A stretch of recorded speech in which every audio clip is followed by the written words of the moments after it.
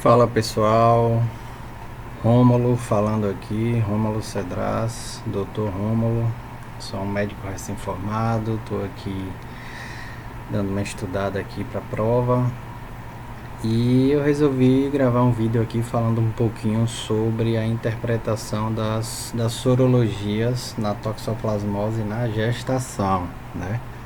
É um pouco confuso, meio complicado. E aí eu vou tentar simplificar aqui da melhor forma possível que eu conseguir, né?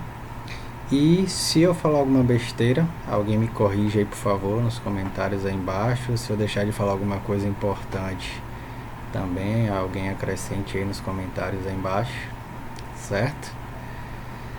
É o seguinte, né? A gente está no consultório do PSF, a gente está fazendo uma consulta pré-natal e aí chega uma gestante com sorologia de toxoplasmose para a gente interpretar, né?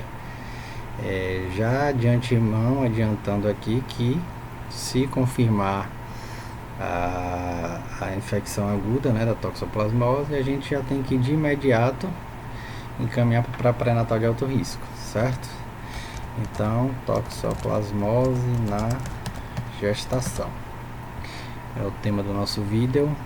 Não é tudo sobre toxoplasmose na gestação que eu vou falar aqui, né? Vai ser basicamente, a gente vai falar sobre como interpretar as 4 possíveis combinações de sorologia que a gente pode se deparar, né, no pré-natal, e a conduta diante de cada combinação dessa, certo? Então esse é o tema aqui do nosso vídeo.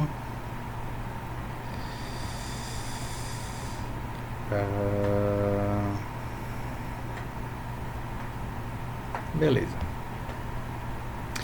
Então, qual que é a primeira combinação possível de sorologias que a gente pode se deparar numa consulta de pré-natal? A primeira combinação é IgM negativo e IgG também negativo, né? Essa é a primeira combinação que a gente pode se deparar. E qual que é a interpretação disso aqui? Gestante nunca infectada, né? Ou seja, gestante susceptível à infecção. Ela nunca foi infectada, então ela pode se infectar a qualquer momento.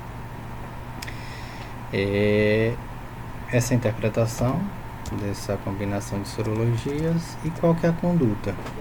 A conduta aqui é basicamente duas, né? A primeira, orientações quanto à prevenção, né? E seguir solicitando sorologias no seu devido momento do pré-natal. Basicamente é isso aqui, não tem mais o que se falar. Essa é a primeira combinação possível, bem tranquilo, né? Não tem nem o que se falar muito sobre isso aqui. Aí agora a gente vai para a segunda combinação possível que a gente pode se deparar aí, né? Que é o IgM negativo e o IgG positivado. E o que é que isso quer dizer, né? Que é uma infecção passada, provavelmente maior ou igual 3 a 6 meses, e a gestante está imunizada. Essa é a interpretação dessa segunda possível combinação de sorologias. Qual é a conduta aqui? Nada a fazer. A gestante está imunizada e não necessita nem solicitar novas sorologias. Me corrija aí, por favor, alguém, se eu estiver enganado. Você só iria solicitar novas sorologias aqui se existe uma suspeita forte, né, uma suspeita clínica forte da gestante de acordo com a anamnese que você colheu aí, ou se você não confia muito no laboratório, você prefere repetir, certo? Beleza, vou colocar aqui, né? Solicitar novas sorologias se suspeita clínica ou não confia tanto, né, no laboratório e você prefere repetir, certo? Basicamente é isso aqui. A segunda possível combinação que a gente pode se deparar aí, bem tranquila também, não tem muito o que se dizer, não tem muito o que ficar batendo cabeça.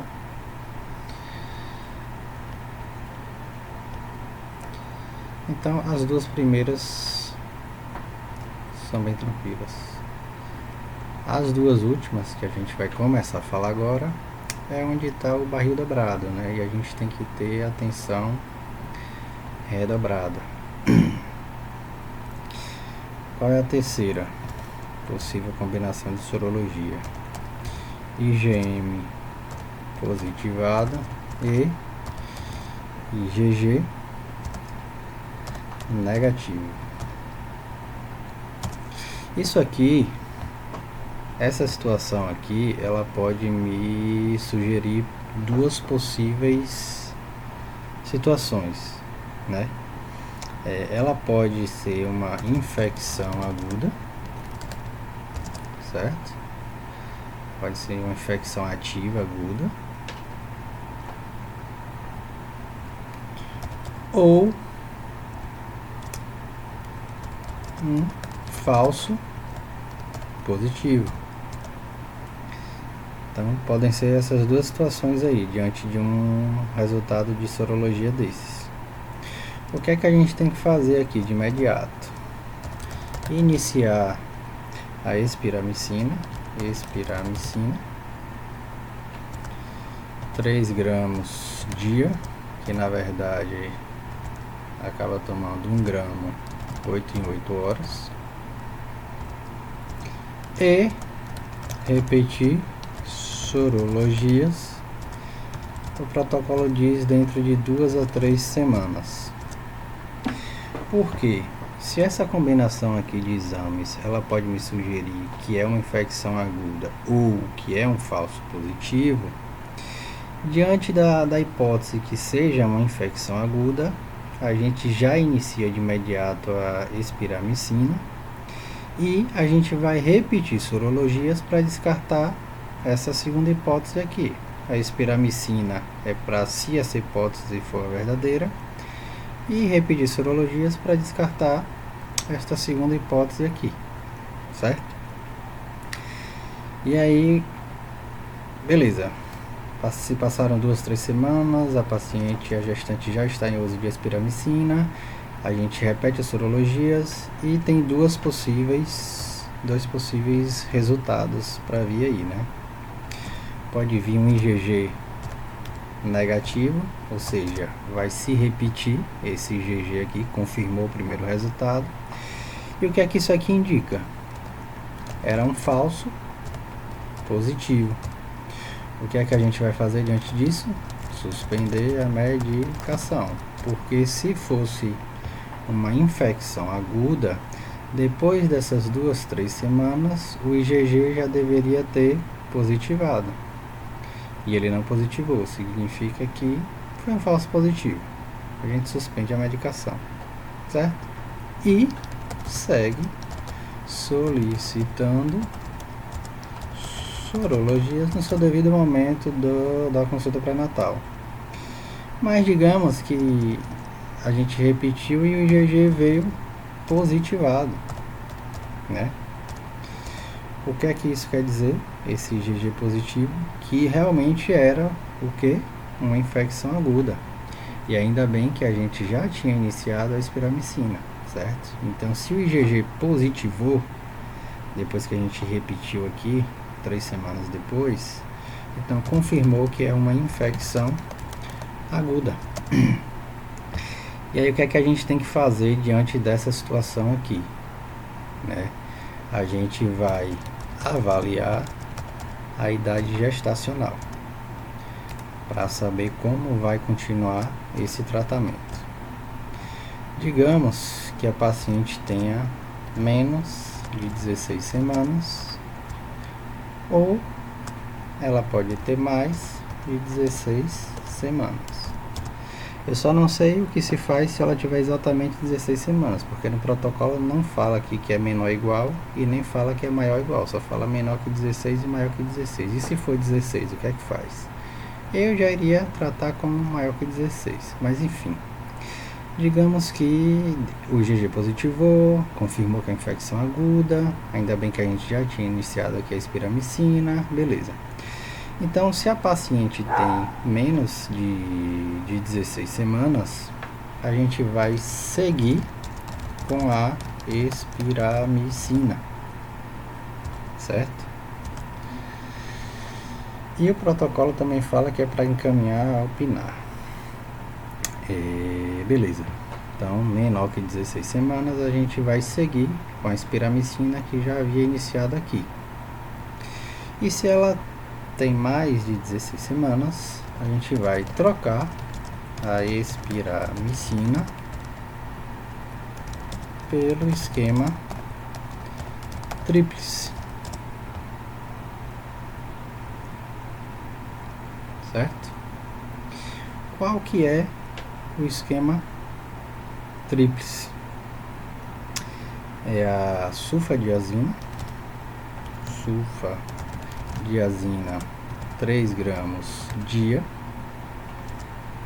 diariamente, mais a pirimetamina, deixa eu jogar para cá,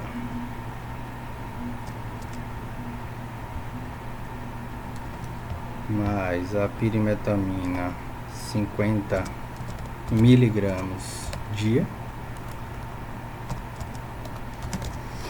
mais o ácido folínico 10 a 20 miligramas 3 vezes na semana. Poderia ser, por exemplo, segunda, quarta, sexta-feira. Então, essa aqui é a interpretação, né, diante dessa possível combinação de sorologias, e aqui as condutas, certo? Diante dessa terceira possível combinação de sorologias.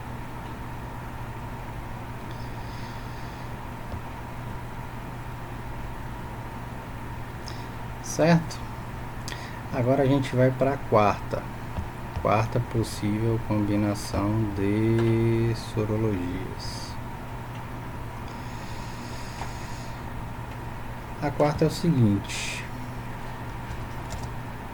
será um IgM positivo e IgG também positivado. Aqui não tenho que conversar, é infecção aguda. Na verdade, tenho que conversar sim. Tenho que conversar. Aqui é uma infecção aguda, ou pode ser uma infecção passada com IgM residual. Ou seja, é uma infecção passada, mas não tão passada assim. E o IgM ainda está residual aí, certo? Pode ser essas duas situações aqui, esta combinação de sorologias. E aí o que é que a gente vai fazer aqui, né? De imediato, já iniciar espiramicina e avaliar a idade gestacional.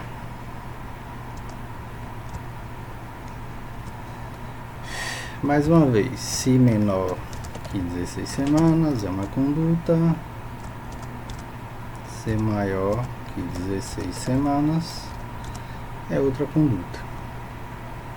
Se menor que 16 semanas, a gente segue com espiramicina, né?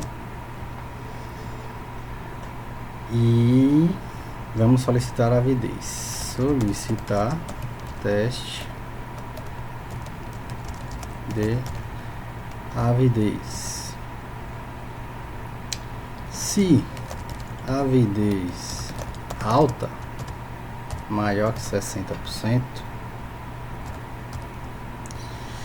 o que é que isso significa? Suspender medicação. A gente vai suspender medicação.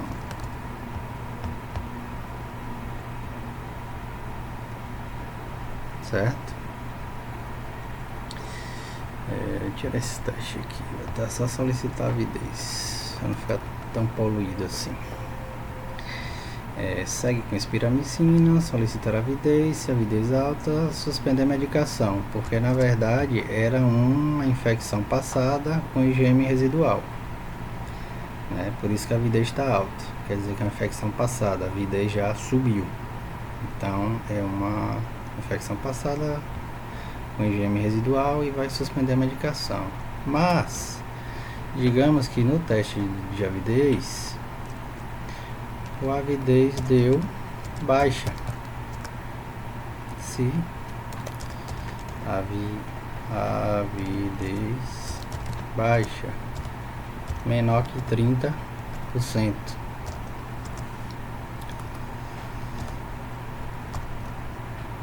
vamos segue com medicação, não muda nada, segue com a medicação aqui.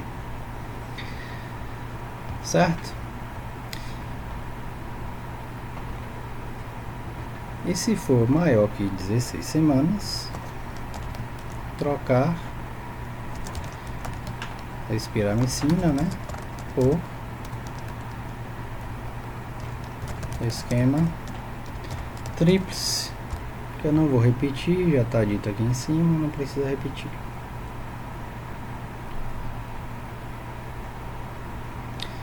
Certo? Essa é a quarta e última possível combinação. Isso aqui eu vou deixar em negrito e em vermelho para chamar a atenção, porque solicitar avidez, porque isso aqui é questão de prova, tá? O que fazer diante com cada resultado, em que momento pedir, tal. Beleza. Essa aqui é a quarta e última possível combinação de sorologias da toxoplasmose na gestação. Certo.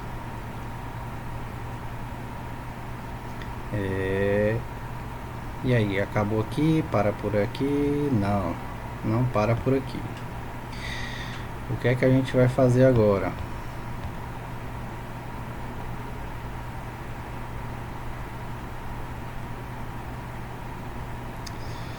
A gente vai solicitar o que? O PCR de líquido amniótico. PCR de LA. Líquido amniótico.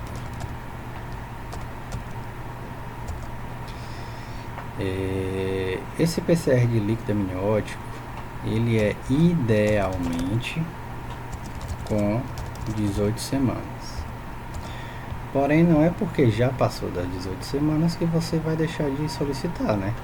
O ideal é com 18 semanas. Mas, se já passou com 18 semanas, eu li em algum lugar que não lembro onde, mas não vou colocar aqui porque não sei se é informação do protocolo do Ministério da Saúde, mas ou é idealmente com 18 semanas ou 4 semanas após o diagnóstico, se já tiver passado das 18 semanas. Mas o protocolo só fala 18 semanas, eu vou deixar aqui o 18 semanas, porque eu não tenho certeza disso.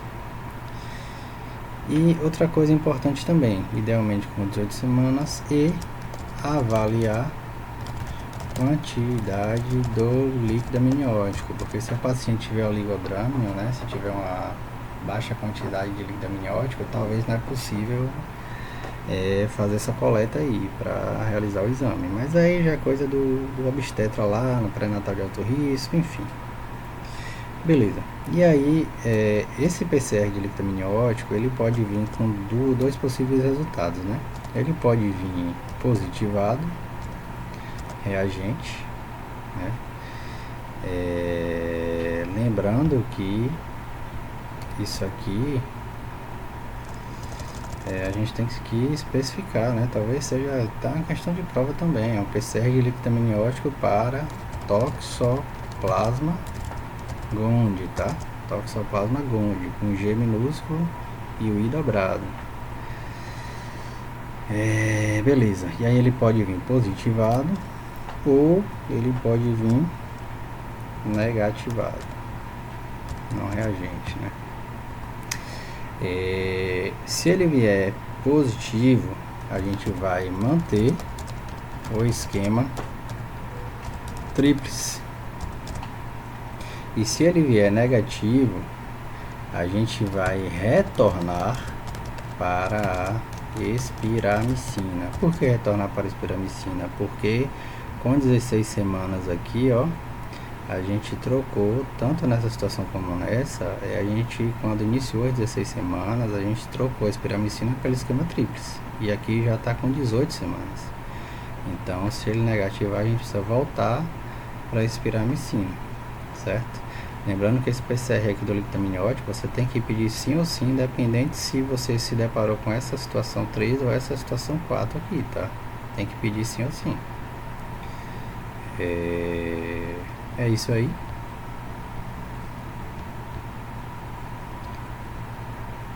Vou citar o PCR de líquido amniótico. E por último, né? Por último, mas não menos importante, eu vou chamar isso aqui de exames de segmento, sei lá, exames de segmento que vai ter que realizar durante o tratamento da gestante, certo?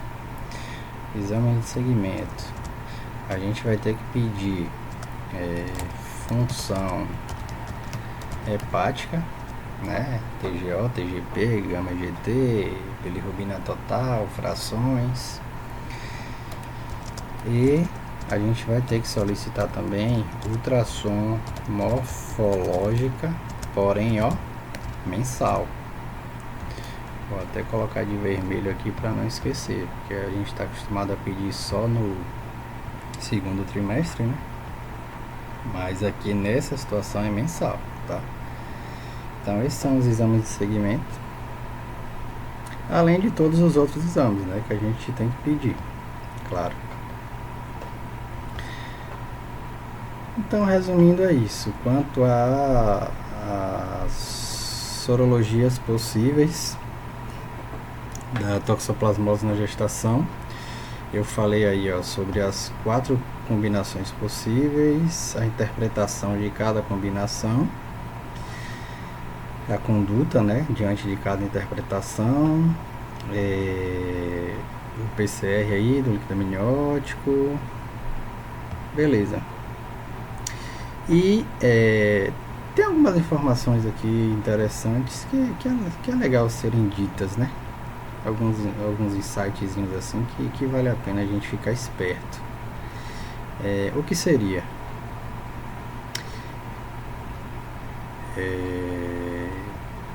Sempre que o IgM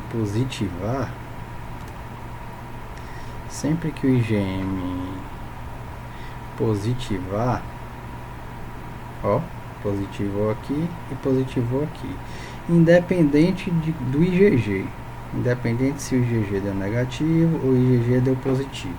Sempre que o IgM positivar, O que é que a gente tem que fazer já de imediato? Iniciar a espiramicina. Mesmo que ainda possa dar aqui, ó, um falso positivo e a gente tenha que suspender a medicação. IgM positivou, independente do GG, a gente vai, ó, iniciar espiramicina. Esse é um fato que a gente já tem que ter em mente, certo? Outra coisa importante que também pode ser tema de prova. Esse ácido folínico aqui, ele não é diário, tá? Ele é apenas 3 vezes na semana, segunda, quarta e sexta, por exemplo. E ele não pode ser substituído por ácido fólico, tá? Não pode, porque o que é que acontece? O tratamento da toxoplasmose, na verdade, não, o ácido fólico não tem nada a ver. O tratamento é só a espiramicina, é só a sulfadiazina e a pirimetamina. Mas por que é que o ácido fólico entra? Ele entra porque essa associação aqui de sulfadiazina com pirimetamina, ela altera o processo metabólico que transforma o ácido fólico em ácido folínico, certo? Então, por esse motivo, não adianta você dar ácido fólico, porque o problema não é ter ou não ter ácido fólico, o problema é que tem o ácido fólico, só que não consegue metabolizar para transformar em ácido folínico. Por isso que a gente tem que entrar com ácido folínico, para evitar iatrogenias aí desse tratamento, certo? Então, se tiver alguma questão de prova dizendo que pode substituir, se não tiver ácido folínico, não pode. Se não tiver achando, tem que mandar formular, alguma coisa assim, certo? O que é mais interessante para se falar aqui, esse teste de avidez, né, não pode esquecer, por isso que eu botei ele de vermelho. Você vai pedir aqui apenas se menor que 16 semanas, certo? Se maior que 16 semanas, não precisa de avidez. Só se menor que 16 semanas vai solicitar avidez. E lembrando que a avidez alta é para suspender a medicação, que às vezes pode confundir, né? Eita, avidez alta, tem que continuar com a medicação. Não. E a avidez alta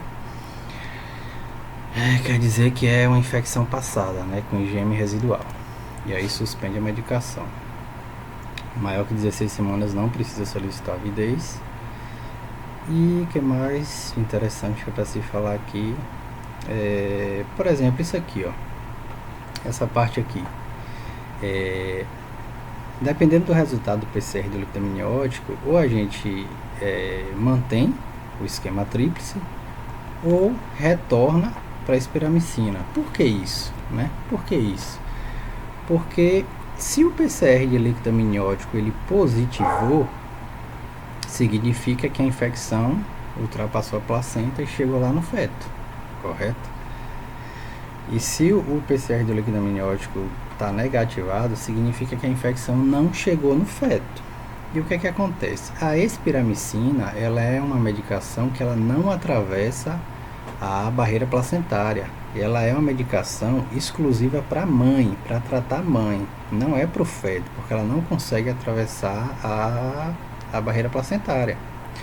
Então, se o PCR de líquido amniótico deu negativo, significa que a infecção não chegou no feto. Então, não tem por que tratar o feto. Então, a gente vai usar a espiramicina, que é só para a mãe. E já o esquema tríplice, ele consegue ultrapassar a barreira placentária. E ele trata tanto a mãe quanto o feto. Então, se positivou aqui, é porque já chegou no feto, então tem que mudar para o esquema tríplice. Certo? E essa questão aqui, ó, que menor que 16 semanas tem que ser com espiramicina, se eu não estiver enganado, é porque ou a sulfadiazina ou a pirimetamina, ou é os dois, não sei, no primeiro trimestre eles são teratogênicos. Por isso tem que ser a espiramicina antes das 16 semanas. Valeu, galera, resumindo é isso aí, espero ter ajudado, espero ter descomplicado. Esse tema aqui é um pouquinho complicado mesmo, mas resumindo é isso aí. Taca ali print na tela e é isso aí. Se eu falei alguma besteira, alguém me corrige aí no final do vídeo. E se eu deixei de falar alguma coisa importante, alguém também complementa aí nos comentários. E é isso aí, valeu!